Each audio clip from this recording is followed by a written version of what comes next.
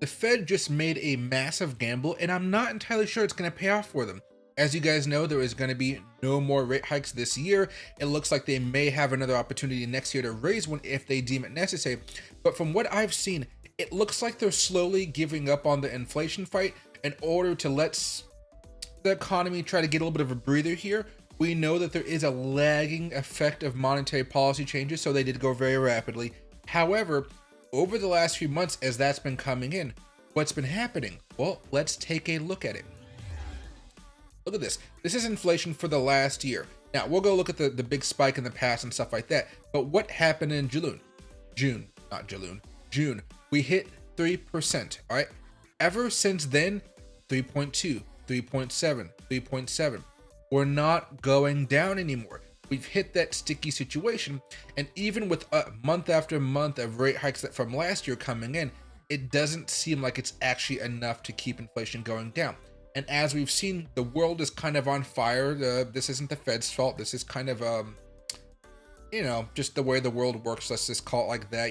Poor administration from the United States. Just bad actors when it comes to Iran and Russia. Lack of deterrence, stuff like that. But that's not really the point here. Inflation isn't going down anymore. And historically, when we look at these types of cycles, let's go over here to a 25-year. What happens, okay? This is CPI the way it's normally been before all of this inflation. Normally, we're sticking around this 2 to 3% and things are kind of happy. Sometimes we go into recessions or bad things, but things aren't that bad, right? Things are just normally okay. Now, we go back 30, 40, 50 years, and here's the problem. Most of the time when we actually do have massive spikes in inflation, what happens? We come up a lot, we come down a lot, and then we proceed to go up a lot, all right? No matter when. It's not something that just comes back down and stabilizes. Never actually has it happened like this. You go back over here to the 70s and 80s, we peaked up around 12%, came crashing back down to 5. Within a few months, we're back up here at 15.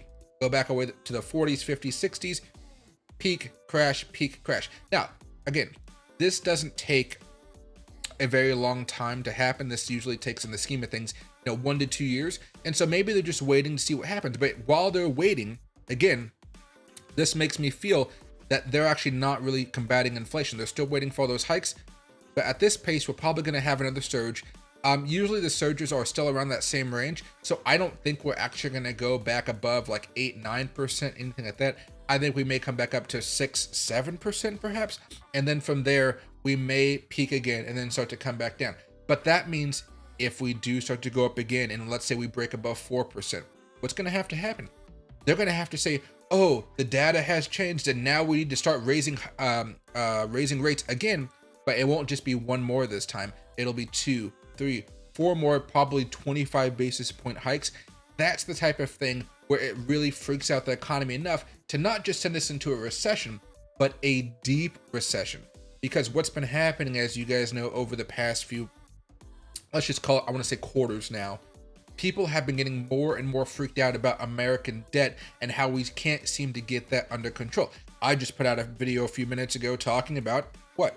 How we can't control our debt. And so far this year, we're supposed to pay about $700 billion, not on our debt, but the interest alone on our debt. And that's about 10% of America's revenue. So imagine you guys made $5,000 a month.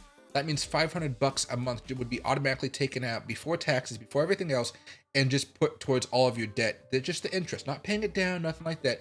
And it's supposed to go up even more next year. So I don't think they're going to be able to get this under control. I don't think Republicans in the House are going to be able to curb spending. I just don't think they're going to be able to do so because they have to deal with some Republicans who want to keep on spending a lot. You got Democrats who want to keep on spending. You got the president who wants to keep on spending. And even though they're all trying to do good things for their constituents, it seems like it's all just going to be hurtling down towards a disaster. And I don't see the Fed manning up at this point to take responsibility and said, hey, there's no fiscal responsibility in Congress. We know that. We got to force some fiscal responsibility by raising rates high enough where people honestly they can't deny it. And that way inflation can come back down, because the government, they're going to keep on getting paid. They're going to keep on giving themselves raises. But if you're making like less than $50,000 in America, you are going to be screwed by what the Fed is going to be doing. If you guys are maybe in the tax bracket like I am, a little bit higher, we're going to be just fine. Honestly, $50,000 above, unless you guys have a family or something like that, you're going to be just fine. For those people who are not that worried about inflation, they're probably going to be a little bit more worried if we do seem to spike above that 4% level. And again, we're at 3.7. It's not the end of the world here, but if we start to go back up, we start to break about 4.1, 4.9, you're going to see the Fed freak out. And then you're going to see the Fed say, oh, we're changing our mind. We're adapting to the changing reality. When in reality, they have all this data. They should be able to see this coming. And the thing that could set this off, is let's just say Iran enters the war with Israel. That's enough to get oil prices to jump up another 15, 20%. That type of effect, that causes inflation to go back above 4%. And that's where the Fed has to say, oh, we're sorry, we're wrong. And that's just an international issue.